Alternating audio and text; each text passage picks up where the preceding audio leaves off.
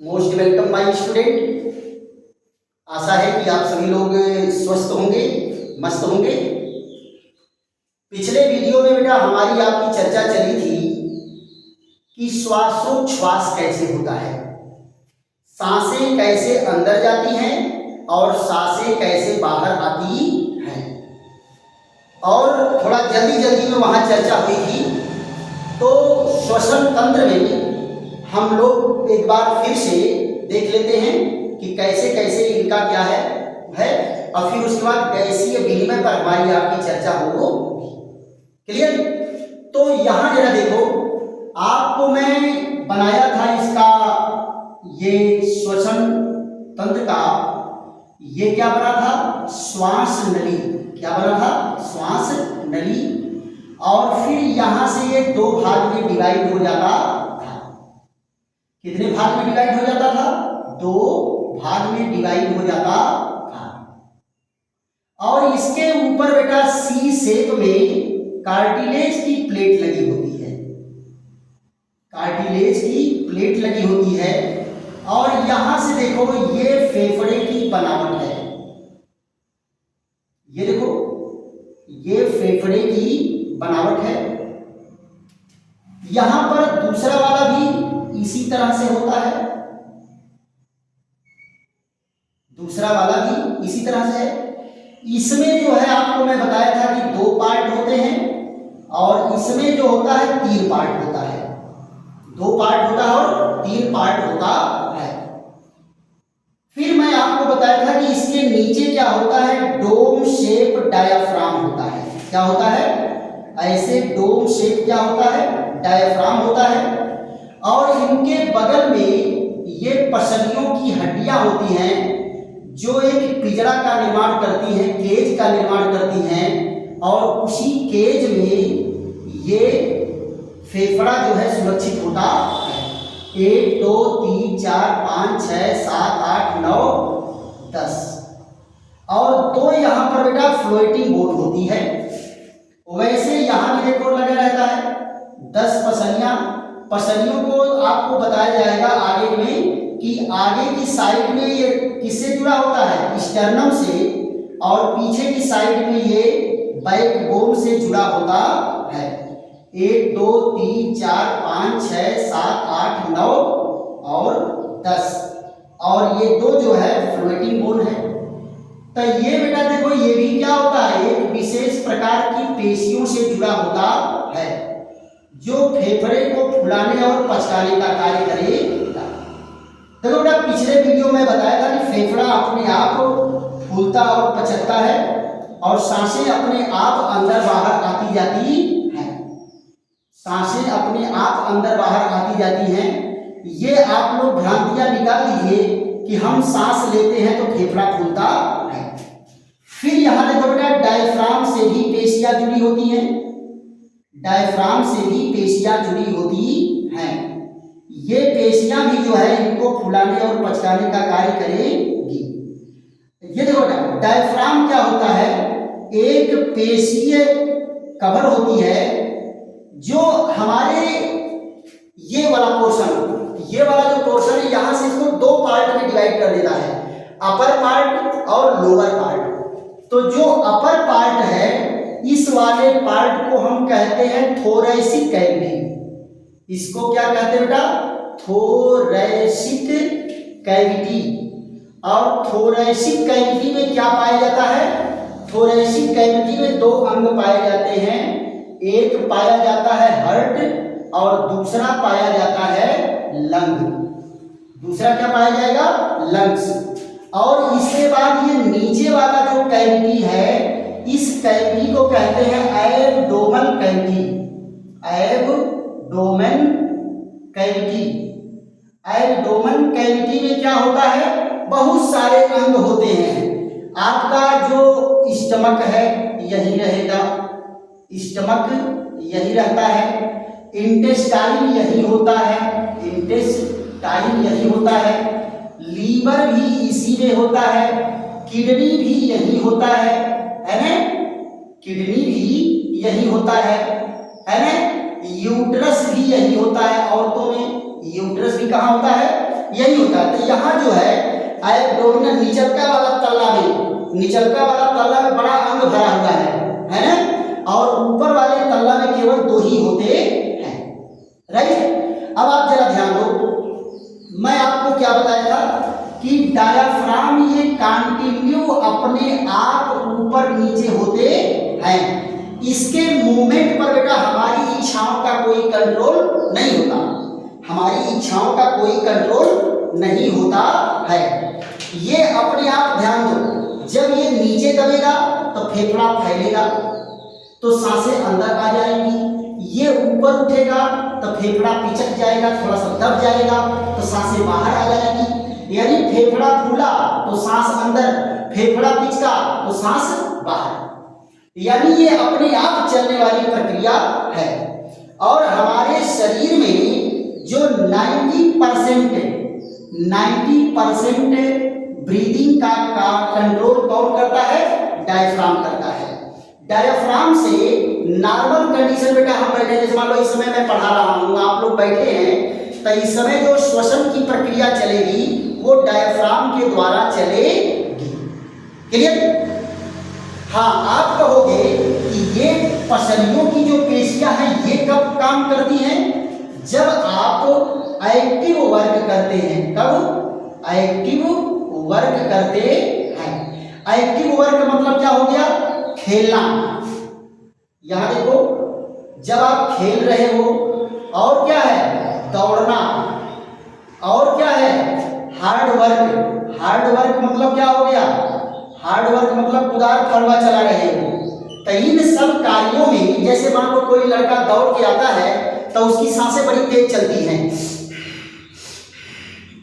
तो ऐसे में क्या है? डायफ्राम भी जो है सांसों को अंदर बाहर कर रहा है, और ये पसलियों की पेशियां भी जो है उसमें हेल्प कर रही है। क्लियर?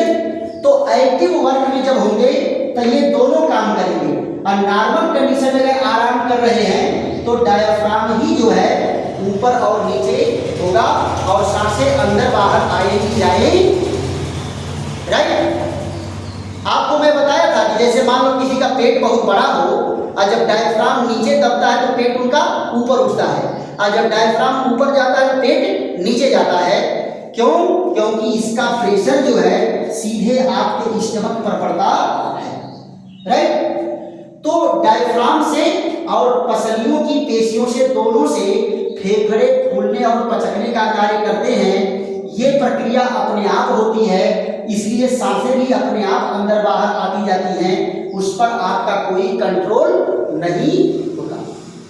एक सिचुएशन है बेटा, कभी कभी आप लोग देखते होंगे कि कोनो ड्राइवर गाड़ी चला रहा है, एक्सीडेंट हो गया, तो जब ड्राइवर को निकाला जाता है तो कहीं उसको चोट नहीं लगी, ना हाथ पैर टूटा है ना कुछ टूटा है, और वो मर गया।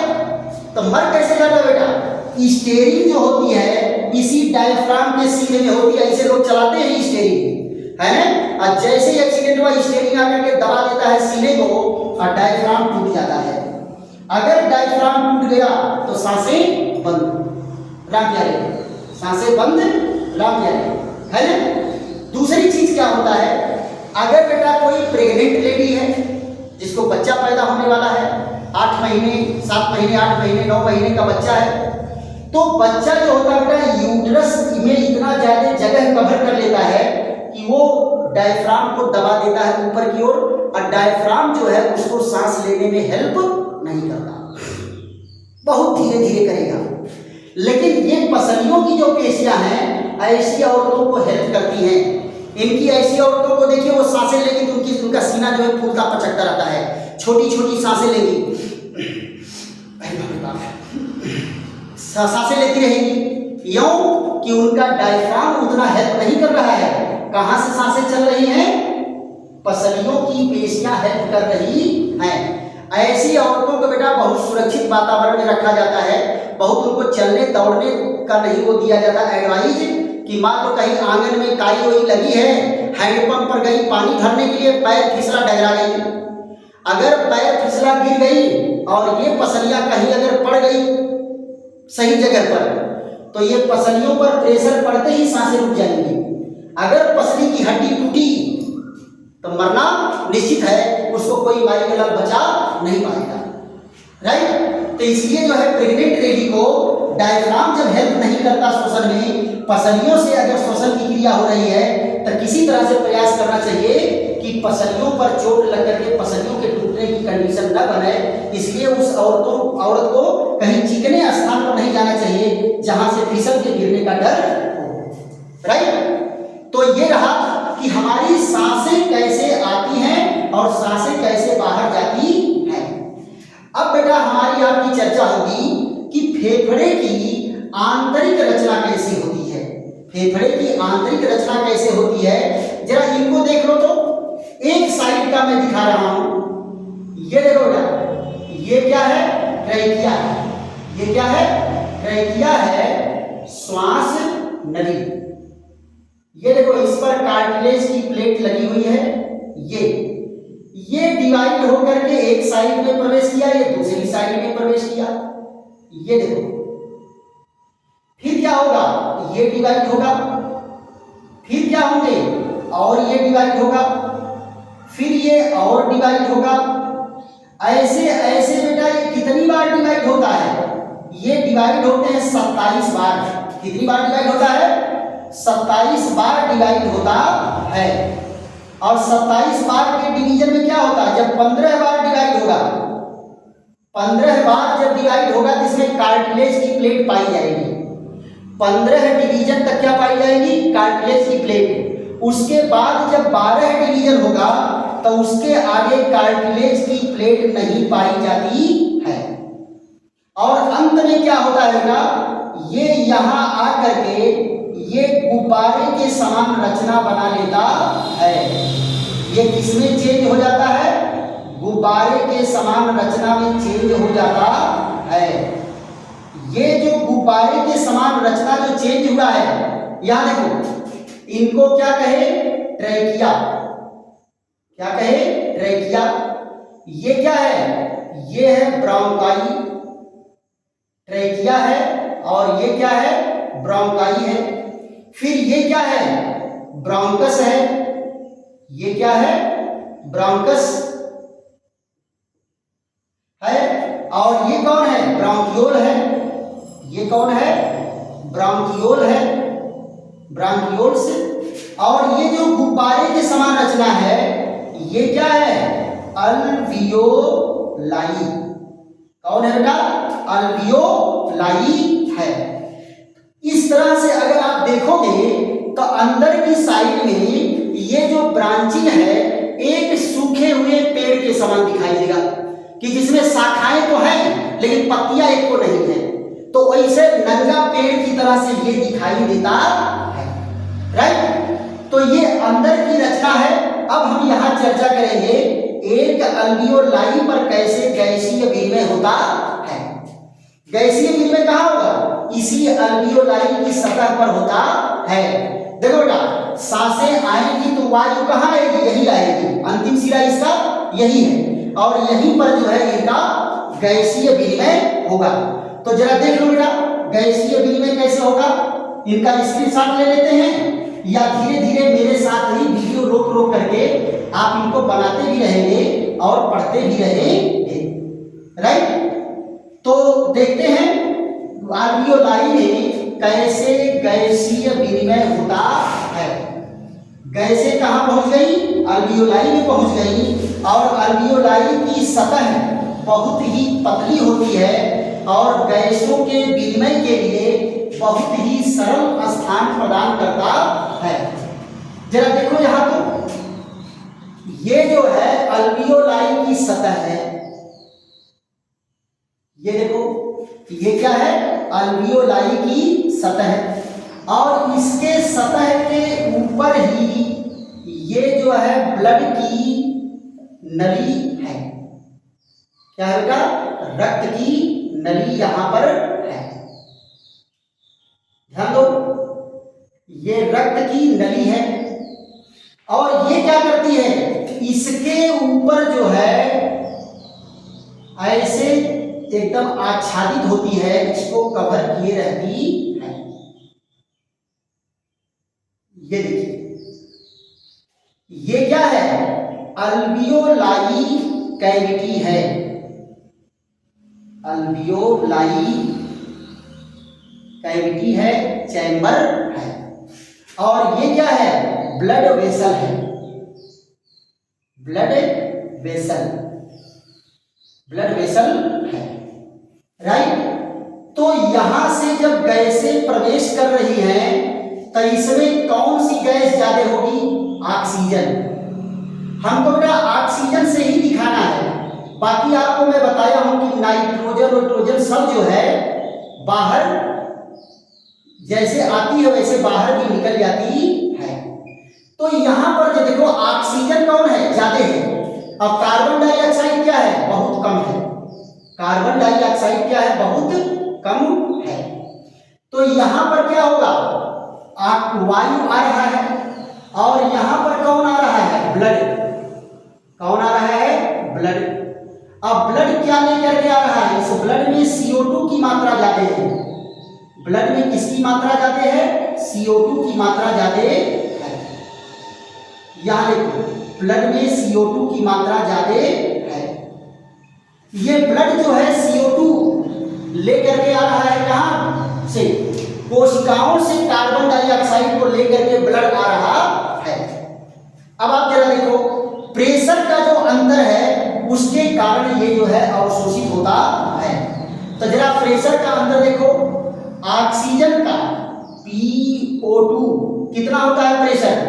ये प्रेशर होता है 104 mmHg, 104 mmHg का प्रेशर होता है।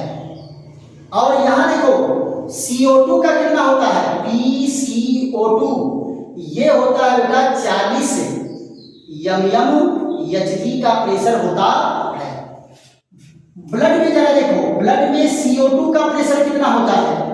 ब्लड में PCO2 कितना होता है? 40 mmHg होता है, 40 mmHg होता है। और ऑक्सीजन का प्रेशर कितना होता है? ऑक्सीजन का प्रेशर जो है यहां कम होता है, ये 45 mmHg होता है। तो देखो बेटा अंदर ऑक्सीजन का प्रेशर ज्यादा, बाहर ऑक्सीजन का प्रेशर कम। ये सारे ऑक्सीजन क्या करेंगे? अंदर प्रवेश करने लगते हैं। सब ऑक्सीजन क्या करेंगे? अंदर प्रवेश कर जाएंगे। तो अंदर कौन भर गया? CO ऑक्सीजन भर गया, O2 भर गया। और O2 क्या करता है? हीमोग्लोबिन से जुड़ करके, यहां देखो O2 क्या करेगा? हीमोग्लोबिन से जुड़ करके, हीमोग्लोबिन से जुड़ करके क्या बना देता है? ऑक्सी हीमोग्लोबिन, ऑक्सी हीमोग्लोबिन बना देता है। क्या बना देता है बेटा? ऑक्सी हीमोग्लोबिन बना देता है। अब जरा यहां देखो, यहां कार्बन डाइऑक्साइड का प्रेशर कम है, यहां कार्बन डाइऑक्साइड का प्रेशर ज्यादा है। यहां देखो ये कितना होता है? 45। अब जरा देखो कार्बन डाइऑक्साइड क्या होंगे? फटाफट निकल करके कहां चले आएंगे? अल्वियोलाई में चले आएंगे। देखो बेटा CO2 सब आकर के कहां भर गया? यहां। अब जरा ध्यान दो, ये तो गैसों का आदान प्रदान हो गया। ब्लड क्या किए? ऑक्सीजन को ले लिए, कार्बन डाइऑक्साइड को दे दिए। अब जरा देखो जब वायु बाहर जाएगी तो CO2 बाहर चला जाएगा। CO2 कहां चला गया? बाहर चला जाता है। ऑक्सीजन कहां चला गया? ब्लड में। ऑक्सीजन कहां चला गया? ब्लड में। ध्यान दो बेटा, जब तक ब्लड में ऑक्सीजन नहीं घुला था तब तक इसका नाम क्या था? अशुद्ध रुधिर। इसको क्या कहते थे बेटा? अशुद्ध रुधिर। और जब इसमें ऑक्सीजन प्रवेश कर गया तो इसको क्या कहेंगे? शुद्ध रुधिर। ऑक्सीजन प्रवेश कर गया तो क्या कहेंगे? शुद्ध रुधिर, है ना? इसको भी बड़का सा कर लो। शुद्ध रुधिर, है ना। यानी ऑक्सीजनेटेड ब्लड जो है क्या है, शुद्ध है। ये क्या कहलाएगा, ऑक्सीजनेटेड ब्लड। ऑक्सीजनेटेड ब्लड क्या होता है, प्योर होता है। और यहां देखिए कार्बोनेटेड ब्लड, कार्बोनेटेड ब्लड क्या होता है, अशुद्ध होता है। तो रक्त बेटा कहाँ शुद्ध होता है, फेफड़े में। रक्त शुद्ध कहाँ होगा, फेफड़े में जाकर के शुद्ध होता है। और फिर ये ब्लड को लेकर के कहाँ चला जाएगा, हृदय में। और हृदय इसको क्या करेगा, ऑक्सीजन को पूरी बॉडी में डिस्ट्रीब्यूट कर देता है, राइट। तो ये क्या है बेटा, गैसीय विनिमय है। तो जरा गैसों के विनिमय का जरा मार्ग देखो, तो इसका मार्ग कैसा है। यहां देखो, ये क्या है, वायुमंडल। वायुमंडल से O2 चलता है तो पहले कहां जाता है, फेफड़ा में। पहले कहां जाएगा, फेफड़ा में। फेफड़ा से कहां जाएगा, रुधिर में। कहां जाएगा, रुधिर से। और रुधिर से कहां जाएगा, रुधिर लेकर के कहां जाएगा, हृदय में। हृदय से कहां जाएगा, कोशिका में। कहां पहुंच गया बेटा, कोशिका में। कहां पहुंचा दिया, कोशिका में, राइट। अब फिर कोशिका से कार्बन डाइऑक्साइड चलेगा। कोशिका से क्या चलेगा, कार्बन डाइऑक्साइड।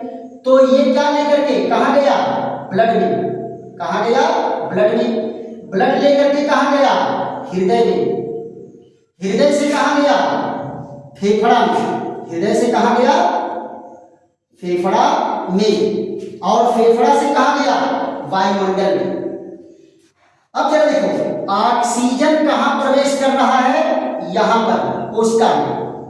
और यहां पर क्या भरा हुआ है, कोशिका में पहले से उपस्थित है ग्लूकोज। पहले से क्या उपस्थित है, ग्लूकोज। ये आपस में क्रिया करके क्या बनाएगा, CO2। और क्या बनाएगा, H2O। और क्या बनाएगा, ऊर्जा। क्या बनाएगा, ऊर्जा। और ये CO2 बाहर आ गया। CO2 कहां गया, बाहर आ गया। और इसी ऊर्जा को प्राप्त करने के लिए तो श्वसन की क्रिया होती है। इसी ऊर्जा को प्राप्त करने के लिए ही तो श्वसन की क्रिया होती है। तो ये क्या है बेटा, टोटल गैसीय विनिमय है। पहला गैसीय विनिमय कहां होगा, यहां। और दूसरा गैसीय विनिमय कहां होगा, यहां। दूसरा गैसीय विनिमय कहां होगा, कोशिकाओं में होता है। अब आप जरा ध्यान दो, ये बहुत सारी कोशिकाएं हैं, बहुत सारी कोशिकाएं हैं। इन कोशिकाओं के बीच में से क्या जा रही है, ब्लड कैपिलरी। क्या जा रही है, ब्लड कैपिलरी। तो ब्लड कैपिलरी से क्या करेगा, पहले ऑक्सीजन जो है, प्रेशर ज्यादा है तो ऑक्सीजन कूद के आ जाएगा ऊतक द्रव में। कहां जाएगा, ऊतक द्रव में। यहां देखो, ऑक्सीजन कूद के कहां गया, ऊतक द्रव में। फिर ऊतक द्रव से कहां प्रवेश करेगा, कोशिका में। ऊतक द्रव से कहां प्रवेश किया, कोशिका में। CO2 कहां बनता है, कोशिका में। CO2 कहां बनता है, कोशिका में। यहां देखो, CO2 कहां बना, कोशिका में। ये कोशिका में से कूद के कहां आया, ऊतक द्रव में। कोशिका से निकल के कहां आया, ऊतक द्रव में। ऊतक द्रव से कहां चला गया, ब्लड में। ऊतक द्रव से कहां चला गया, ब्लड में। क्लियर। यहां देखो, ये कहां निकल के आया, ऊतक द्रव में। और यहां से कहां आ गया, ब्लड में। तो यहां पर भी बेटा गैसीय विनिमय हो रहा है। कहां, यहां पर। यहां पर भी गैसीय विनिमय हो रहा है। और फेफड़े के अल्वियोलाई में भी गैसीय विनिमय हो रहा है। तो आज का हमारा आपका टॉपिक क्या था, गैसीय विनिमय कैसे होता है और कहां कहां होता है, और ये गैसें कैसे कैरी होकर के जाती है, राइट। तो आशा है कि आप लोगों को श्वासोच्छ्वास समझ में आ गया होगा कि सांसें हमारी कैसे चलती हैं, और फेफड़े में कैसे गैसों का आदान प्रदान होता है, और ऊतक में कैसे गैसों का आदान प्रदान होता है, राइट। बेहतरीन वीडियो के साथ हम लोग फिर मिलेंगे। अगर वीडियो बेटा समझ में आया है तो खूब लाइक करो, शेयर करो, सब्सक्राइब करो, दोस्तों मित्रों को भी बताओ कि बहुत ही बेहतरीन वीडियो तैयार हो रहा है। क्लियर? और फिर मिलते हैं बेहतरीन वीडियो के साथ, तब तक के लिए विश्राम। थैंक यू, धन्यवाद।